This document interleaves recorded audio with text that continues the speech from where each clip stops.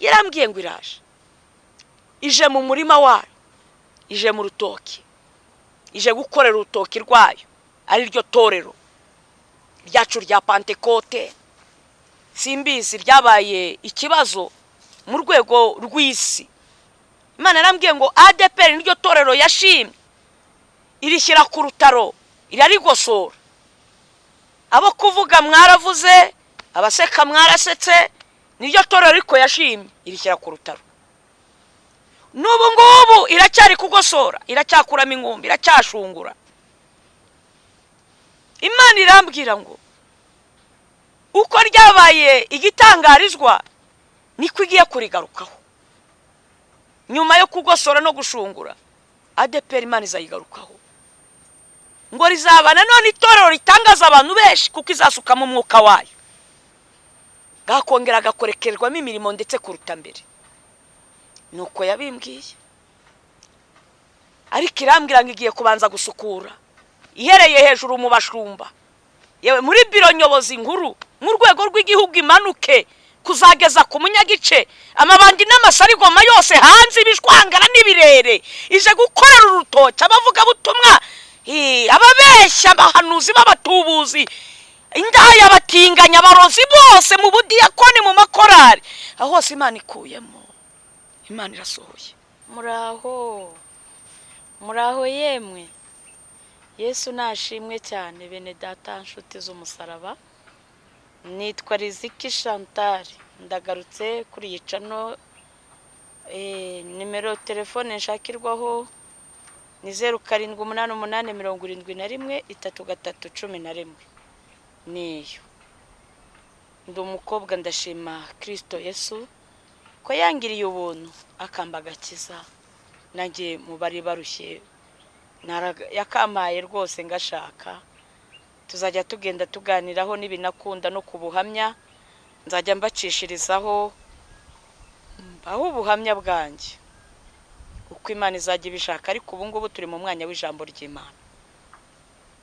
Kubw'ibyo rero, bene data nshuti z'umusaraba, umwuka wera akaba ari yampaye iri jambo ngo abe ari ryo nsangiza abatuye isi.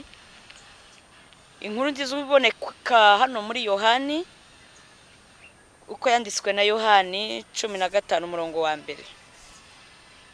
Turagarukira ku murongo w'8. Inkuru nziza uko yanditswe na Yohana, ku murongo igice cya 15 umurongo wa mbere, turagarukira ku murongo w'8. Haragira hati: ndi umuzabibu w'ukuri, kandi data ni nyirawuhingira. Ishami ryose ryo muri nge ritera imbuto arikuraho, iryera imbuto ryose aryanganyaho amahage yaryo, ngo rirusheho kwera imbuto nyinshi. Kwera imbuto nuko mumaze kwezwa n'ijambo nababwiye. Mugume muri nge, nanjye ngume muri mwe. Nk'uko ishami ritabasha kwera imbuto ubwaryo ritagumye mu muzabibu, niko namwe mutabibasha nimutaguma muri nge. Ninjye muzabibu, namwe muri amashami. Uguma muri nge, nanjye nkaguma muri we, uwo niwe wera imbuto nyinshi, kuko ari ntacyo mubasha gukora mutamfite. Umuntu wese utaguma muri nge ajugunywa hanze nk'ishami ryumye, maze bakayateranya bakayajugunya mu muriro agashya. Nimuguma muri nge, amagambo yanjye akaguma muri mwe, musabe icyo mushaka cyose muzagihabwa. Ibyo nibyo byubahisha data, nuko mwera imbuto nyinshi, mukaba bigishwa banjye. Mwakire neza ijambo ry'Imana. Muraho yemwe. Bene data rero nshuti z'umusaraba, iri jambo ni Yesu warivuze, ngo ndi umuzabibu. Ubwe yarivuze, data ni nyirawuhingira. Yaravuze ngo namwe muri amashami kuri nge, abakristo. Yesu ni Kristo, n'abamukurikiye abemeye kwakira agakiza bakihana bakava mu byaha bitwa abakristo. Abakristo, turi abakristo. Hari abakristo, hari abakristo hari abakristo n'abakristo ni amagambo abiri asa, ariko harimo akantu bimwe kera numva tukikiga bavuga ngo amasaku mu kinyarwanda. abakristo bene data, umukristo twigeze kuganira abantu bamwe babwira ko umukristo ni umuntu ubarizwa mu itorero runaka, akaba yarize akabatizwa mu izina rya Yesu Kristo, ariko ntibisobanura yuko akora ibyo Kristo ashaka. Hari noneho abakristo abo ni abantu barenze kuba abakristo, ahubwo bahinduka bakora ibyo Data wo mu ijuru ashaka. Ahangaha rero nkabonera kubwira abantu baba mu nzu y'Imana badakora ibyo Imana ishaka, bafite amazina gusa, bikagendera mu ijambo nasomye byashobora rivuga ngo ufite izina ry'ukuriho nyamara uri intumbi. Wari ukuriye kubaho ntube intumbi ngo ube nk'uwapfuye. Yesu aravuga rero ngo muri umuzabibu, ndi umuzabibu, mwebwe muri amashami. Ducometse kuri Kristo. abakristo dusabwa gukora ibyo Data wo mu ijuru ashaka, ibyo Kristo nawe ubwe umwana w'Imana ashaka. Nuko byumvikane ko nta kintu cyajya kugera ku ishami kitabanje kurira igiti, uretse ko ari inyoni zigwa ku mashami zitagombereye igiti. Hari abatera amabuye, ibuye ntago ryabanza kurira, rihita rifata ku giti, ku ishami. Hari ibintu bita bifata ku mashami bitagombereye gufata ku giti. Umuyaga uzuhuha, amashami akagiriya hose, igiti gihagaze. Ariyo mpamvu abakristo bakunze guhura n'intambara. Kibisobanura ko Yesu yaguye, ko Yesu yanyeganyeze, abasha kubahagaze, ariko amashami agahungabana, ibibazo bikajya hose, ukagira ngo urapfuye birarangiye, ariko ishami ricometse kuri Kristo. Ikindi, hari igihe ishami rikokoka rikuma kandi riri ku giti. Hari ibintu nagiye nitegereza, rigahananuka umuyaga wawe, ishami rikagwa hasi rikaba rivuye ku giti. Hari n'amashami akomera paka akazarinda ava ku giti, uko bagitemye akazarangirana n'igiti. Bene data, amashami ahungabanywa n'umuyaga, n'ibigeragezo, intambara, abari gupimwa ngo arebe ko yava ku giti. Hari ibiza bigendere kugira ngo bidukure kuri Kristo. Nk'abakobwa ukaba ukuze, inama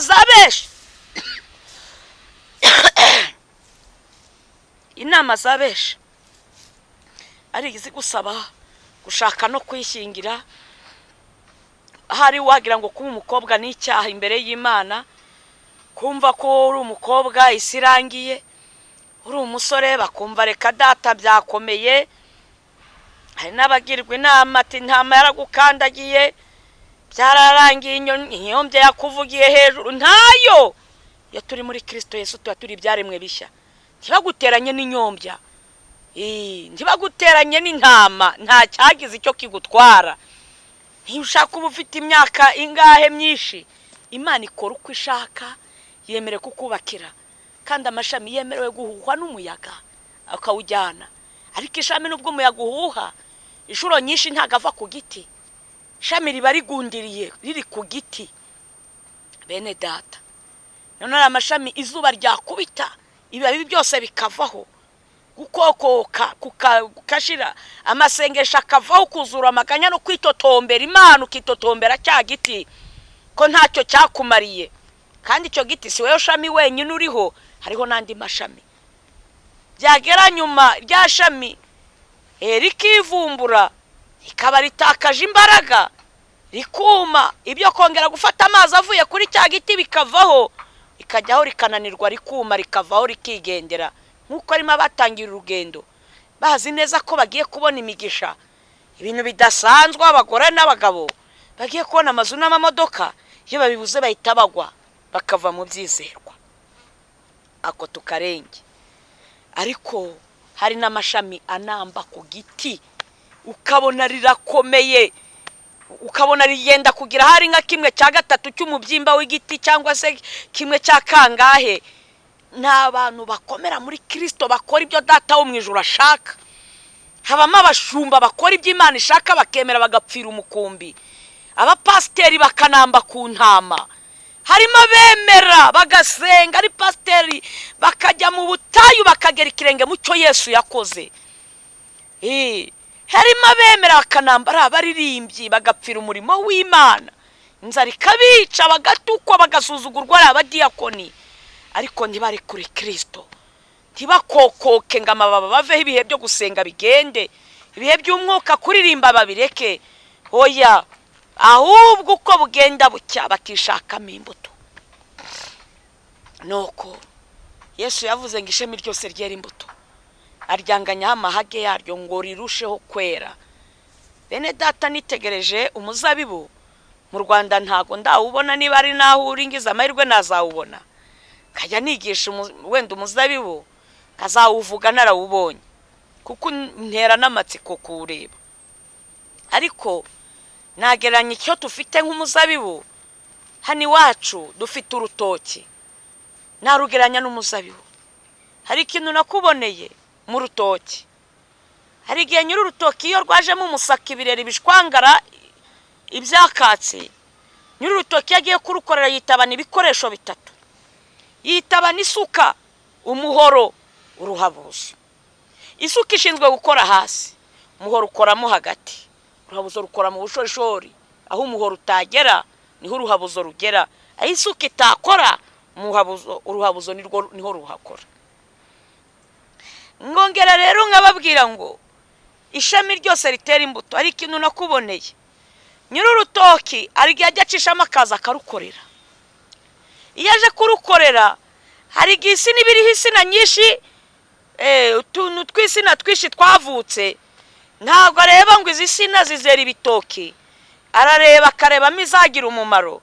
Izindi zose zitari kuri gahunda akavuga ati izi nizo kwangiza iyi sina, nizo kwinyunyuriza ubusa, agatema agashyira hasi. Agakuraho ibirere, ibivovo biri ku sina, agakuraho amakoma n'ibishwangara, ndetse n'ikintu cyose abona kidafite gahunda cyo kwangiza urutoki. Ibyatsi byose agakoresha isuka agaharura, urutoki akarusasira rukagubwa neza. Hari ikintu nakuboneye mu rutoki. Hari igiti nabonye mu rutoki badajya bakunda gutema mu rutoki, bakita ikibonobono.